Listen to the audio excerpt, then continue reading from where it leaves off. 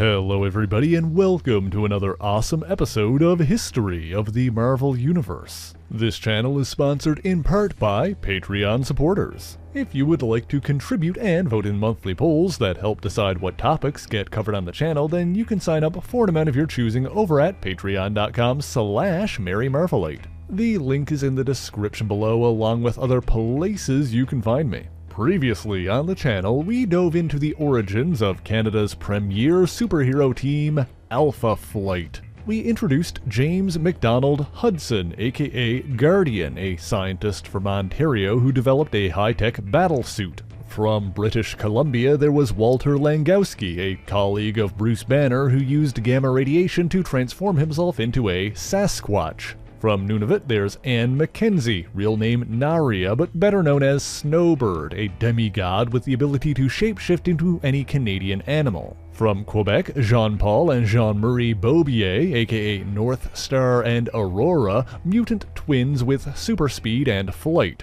From Alberta, there was Michael Two Young Men, a First Nation shaman who inherited a mystic medicine pouch, allowing him to draw forth spells and magical objects. From Newfoundland, the amphibious human-alien hybrid Marrina Smallwood. And finally, from Saskatchewan, Eugene Judd, aka Puck, a diminutive adventurer with decades of experience due to his considerably slowed aging. When we last left off, most of these heroes had gathered together to defeat the reborn Great Beast, Tundra. In the wake of that battle, despite having their budget cut by the Canadian government, the members of Alpha Flight decided to continue operating as independent superheroes. Not long after that, the team first clashed with one of their most noteworthy enemies, the self-proclaimed Master of the World.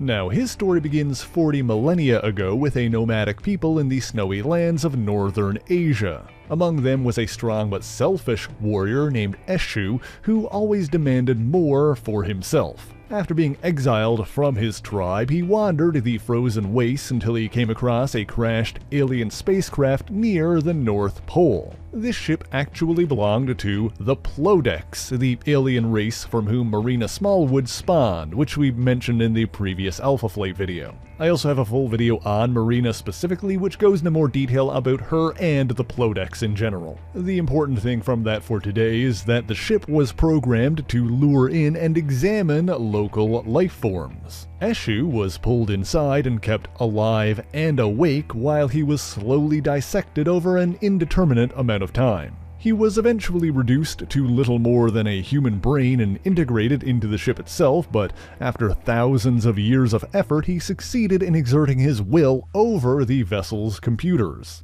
Gaining control, he constructed himself a new body as well as a suit of armor. However, he was still connected to the ship and unable to leave. Nonetheless, he observed the outside world and after millennia of watching and learning, decided that he was its rightful master. Upon learning that there was still a Plodex alive on Earth, he sought to use her DNA for his own purposes and used the ship to send a signal that drew her to it, much like it had done to him thousands of years prior. This Plodex was of course Marrina, who was followed and rescued by her Alpha Flight teammates. In this endeavor, the Canadian heroes were aided by Susan Storm, the Invisible Woman, and Namor, the Submariner. At the end of that conflict, the Plodex ship was completely destroyed, leaving no trace of its technology behind. Although the Master survived and escaped aboard a fish-shaped vessel that he'd already prepared, finally free of the ship that he'd been trapped in for 400 centuries. Meanwhile, Namor invited Marrina to join him in Atlantis, and she agreed, the two soon becoming lovers. After that, an oil drilling operation inadvertently released the second of the 7 great beasts, Qwrrlln, the Beast of the Snows. This foe was confronted by Snowbird, who tricked the beast into burying himself once again. Meanwhile, as the aforementioned adventures were happening, a romance was blossoming between Aurora and her teammate Walter Langowski, Sasquatch. Initially, he didn't know about her dissociative identity disorder, but during their initial battle with the Master, she inadvertently shifted to her more meek and bookish Jean-Marie persona. Walter tried to talk to her and help her remember their time together, but when Jean-Marie recalled Aurora's memory of a night that they'd spent together, she struck in disgust and frustration. While disapproving of their relationship, Northstar did try to help his sister by bringing her to a psychiatrist. However, Jean-Marie's DID had never been formally diagnosed, and she continued to hide her condition. Not long after that, the twins came into conflict with a criminal known as Deadly Ernest. Originally a man named Ernest St. Ives, he was a Canadian soldier who served in France during World War I.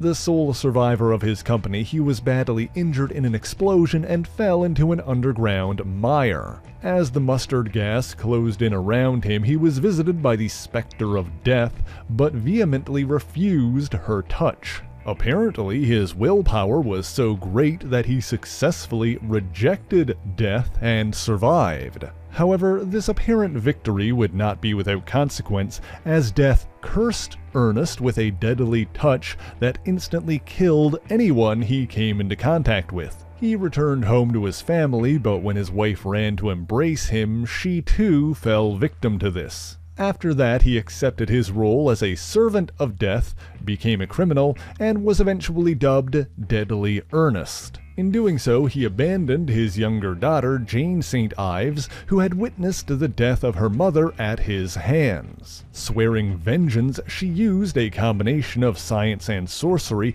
to create a Prometheum soul sword called the Onyx Blade. Using this, she created the masked identity of Nemesis and pursued her father for decades, all the while kept alive by the sword's ability to drain life force from those she killed. The situation came to involve Alpha Flight when Ernest sought to obtain a Montreal cafe owned by Northstar's friend and mentor, Raymond Belmond. When Belmond refused to sell, Ernest secretly made a deal with Raymond's daughter, Danielle. Ernest used his killing touch on Raymond, allowing Danielle to inherit the cafe, although he didn't realize that the Bobier twins were visiting Belmond at the time. Having not met her in person, he mistook Jean-Marie for Danielle and took her with him under the pretense of holding her hostage.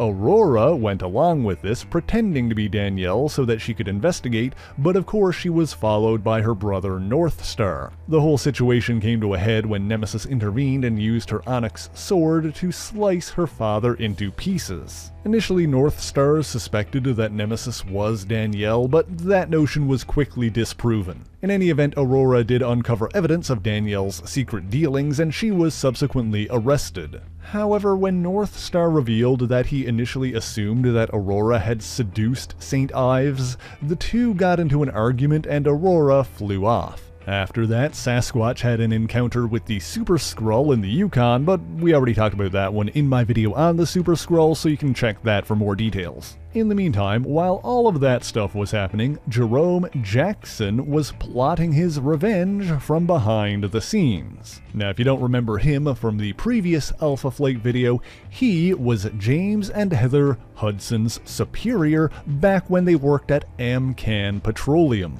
And of course, he was also the man who wanted to turn James's original armor prototype over to the United States military. When James sabotaged this and made a deal with the Canadian government to avoid prosecution, Jaxon was left holding the bag and fired from a career that he'd spent 18 years building. He was also married to his boss's daughter, and so he returned home to find his wife and children leaving him. Unable to find employment, he was left destitute and even attempted to end his own life. He was found by his landlord and brought to a hospital, although the damage he sustained in the attempt had rendered him paraplegic. However, his will to live was restored when he noticed that Guardian's battlesuit was using a more advanced version of the technology that James was developing. He spent months poring over newspapers and publicly available documents until he had all but confirmed his suspicion that James Hudson was Guardian. He began plotting his revenge on Hudson and approached the Roxxon Oil Company for help, using the secret of Guardian's identity as leverage. Intrigued by his proposal, Roxxon chairman August D'Angelo gave Jaxon a position in the company and provided him with an android assistant named Delphine Courtney. Under Jaxon's orders, she gathered members of the defunct Beta and Gamma Flight teams, both of which were shut down when the flight program lost its government funding. Thus, he recruited Diamond Lil, Flashback, Smart Alec, and Wild Child, all of whom I introduced in the first Alpha Flight video.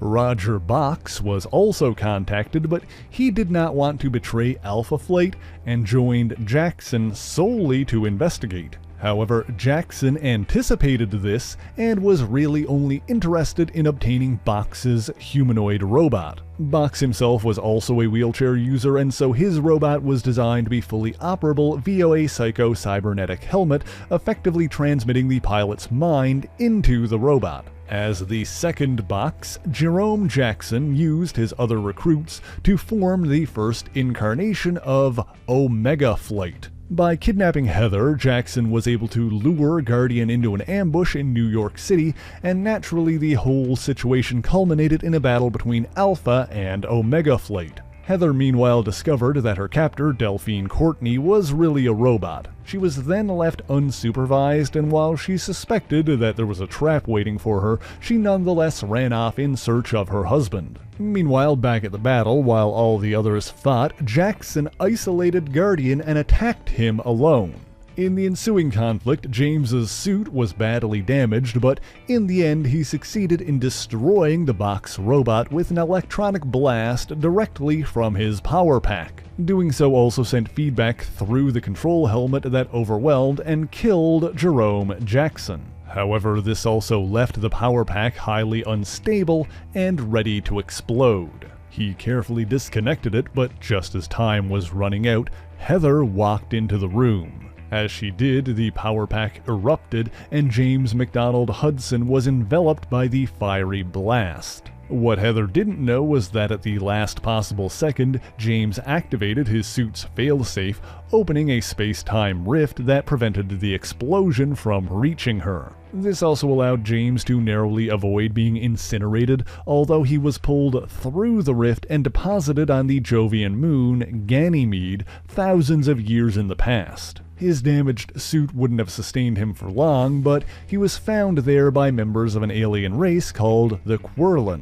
They saved Hudson's life, but not understanding the specifics of human biology, mistook the suit's circuitry for a natural part of his body and effectively rebuilt him as a cyborg. They did, however, figure out that he had been dislodged from his own time and placed him in suspended animation before returning him to Earth. Of course, Heather and the others didn't know any of this, and Mac was believed dead. Blaming herself, but unwilling to give up, Heather Hudson eventually stepped up to take her husband's place as leader of the group, albeit in a non-combat capacity. Meanwhile, the Master of the World returned and located a second surviving Plodex. An encounter with this creature activated Marina's savage instincts, and the Master captured her, Namor, and Puck. This time it was Puck who gained the upper hand, ripping off the Master's helmet and using it to break Marina free. What Puck didn't know was that the helmet was grafted to the Master's flesh, and so removing it left him noticeably disfigured. The heroes escaped, with Namor returning to Atlantis, Puck returning to Alpha Flight, and Marina, having grown fearful of her heritage, choosing to isolate herself in the ocean. Meanwhile, as all of that was going on, Shaman's estranged daughter, Elizabeth Two Young Men, was an 18-year-old archaeology student. Of course, we talked about her childhood and upbringing in the previous video, but the short version is that after her mother died and her father fell into a depression, Elizabeth was taken in by Heather's parents and raised alongside her and her siblings. While assisting on a dig site in Calgary, Elizabeth unearthed the skull of a man named Zebediah Chase. But in doing so, she inadvertently released the spirit of Ranak the Devourer, yet another of the great beasts. Of the seven, Ranak could be considered the weakest of the great beasts, and generally needs to possess a human body to properly manifest on Earth, hence being trapped in the skull of his previous host. Nonetheless, it was still a dangerous entity, and so Elizabeth begrudgingly sought out her father for help. They tracked the spirit to the home of an elderly man named Lucas Strang, where Rannak possessed the body of Strang's descendant Emily and attacked. In the ensuing battle, Elizabeth displayed her own dormant mystical power, defending herself with a blast of magical energy. This counterattack gave Shaman the time he needed to exorcise and banish Rannak, sending him back to the realm of the beasts. Now, it should be noted that during the battle, Shaman recognized that his daughter's latent abilities were different from his own. To fully explain this, let's now jump back in time and introduce another villain, an ancient immortal sorcerer known as Lan. While the origins of this entity are largely unknown, he was the leader of the Forces of Darkness, an aptly named army from the extra-dimensional Twisted Realms. Described as being neither a god nor a demon, Lan could only manifest on Earth during a specific planetary configuration that occurred roughly once every 10,000 years. He was also evidently bound by rules of combat that forced him to fairly face the Earth's mystic champions. The earliest known example of him appearing was circa 18,000 BC, when he allegedly contributed to the Great Cataclysm, the disastrous event that regular viewers of the channel should be well familiar with by now. During this time, he evidently gathered human worshippers to increase his power while attempting to open the Gateway of Night and release the Forces of Darkness. This was considered a violation of the rules of engagement, and so the gods of Earth chose a mortal champion they dubbed the Talisman. Crowned with the mystical coronet of enchantment and armed with divine power, the Talisman laid a curse on Lan, binding him to a demonic idol that he had used as a symbol of worship. When he next emerged 10,000 years later, he took the form of a dragon and battled a group of heroes called the Tribe of the Moon. This team consisted of Firehand, a skilled monster slayer with the power to project flaming energy from his hands, Willow Dancer, a woman with a peaceful spirit and the ability to control both flora and fauna, Bear Brother, a mighty warrior who protected the innocent with his superhuman strength, and their leader, Talks to Spirits, a mystic with similar abilities to the modern-day Shaman. Guided by prophecy, Talks to Spirits led the Tribe of the Moon to find Talisman's reincarnation, Nahita of the Elk Tribe. Reaching into his sacred medicine pouch, Nahita pulled out her predecessor's enchanted coronet and thus became the second Talisman. She joined the Tribe of the Moon, and together they roamed the land that would one day be known as Canada, and battled all manner of menace, both mystic and mortal. Of course, things ultimately culminated in a confrontation between Nahita the Talisman and Lan the Sorcerer. As Nahita circled around her foe, she invoked the curse placed on him by her predecessor, forcing him to do battle in the shape of the ancient idol. What Lan failed to realize was that in her footprints, Nahita was forming a binding circle that locked him in that immobile form for another 10,000 years. We may come back to Lan in a future video, but for now let's jump back to where we left off, with Michael and Elizabeth, two young men, having banished Rannak the Devourer, saving the elderly Lucas Strang. Despite this victory, Shaman could sense that his job wasn't finished and prepared to investigate further. As he did, Snowbird arrived on the scene, as it was her duty to protect the Earth from the great beasts. Her behavior confirmed Shaman's suspicions about his daughter's power, as the demigod bowed to the reincarnation of Talisman. Much like her previous incarnation, Nahita, Elizabeth reached into Shaman's mystical medicine bag and pulled forth the ancient coronet of enchantment. She placed the crown on her head and was granted a nifty new superhero costume to boot. With that, Elizabeth, Shaman, Puck, and Snowbird traveled 100 years back in time. There, they witnessed Zebediah Chase and a teenage Lucas Strang threatening an elderly mystic by holding his granddaughter hostage. At Chase's insistence, the old man was able to summon Rannak to Earth from the realm of the beasts. The beast attempted to strike at the two humans, but they had come prepared with magical charms that protected them. You see, Zebediah Chase had sought out the beast to demand boons like money, women, and power. Rannoch seemingly provided such things, but when Chase's hands passed right through them, the beast claimed that his charm prevented him from touching it. Of course, that was all a trick, and as soon as Zebediah Chase removed his magical protection, Rannoch killed him and possessed his body. This all led to another confrontation between Rannoch and the members of Alpha Flight, or I guess from his point of view, it would have been their first confrontation. Lucas Strang tried to slip away in the confusion, but Puck stopped him, and the old mystic revealed that only Strang could stop Rannoch. Strang was hesitant, having come to regard Zebediah as a surrogate father since the death of his own parents, but upon learning that Chase was already dead, Lucas molded a piece of his mystical charm into a bullet and shot Rannoch in the head, effectively killing him while keeping his spirit trapped in Zebediah's body. The end result of all of this is a closed time loop, as Zebediah Chase's skull is the one that Elizabeth found on the dig site, inadvertently releasing Rannoch in the first place. The Alpha Flight members then returned to their own time, and Snowbird explained Elizabeth's new role as Talisman. Elizabeth was initially unenthused by this, but also learned that her coronet of enchantment could not be removed.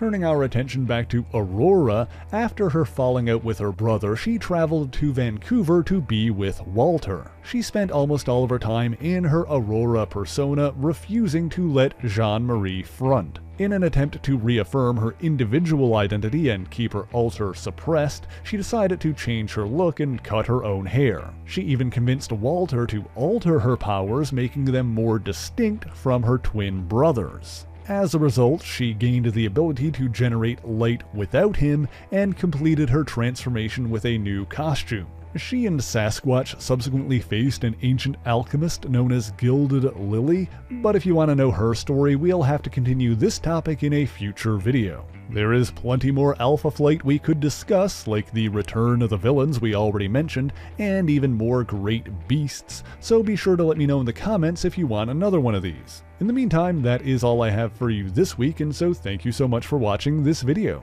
If you enjoyed it, be sure to leave a like, subscribe to the channel, and share it on your favorite social media. As always, the issues referenced in this video are listed in the description below if you would like to read them for yourself, as well as links to other places you can find me. Let me give a special shout out to all of my Patreon and Ko-fi supporters, Twitch subscribers, and YouTube members who help make the channel possible. By signing up for any ongoing amount on any of these platforms, you'll get your name in these special thanks here, but Patreon is the one that helps determine what topics get covered on the channel via monthly polls. That being said, if there's anything in particular that you want me to talk about, be sure to let me know in the comments below. But that is indeed all I have for you this week, and so until next time, true believers, Excelsior!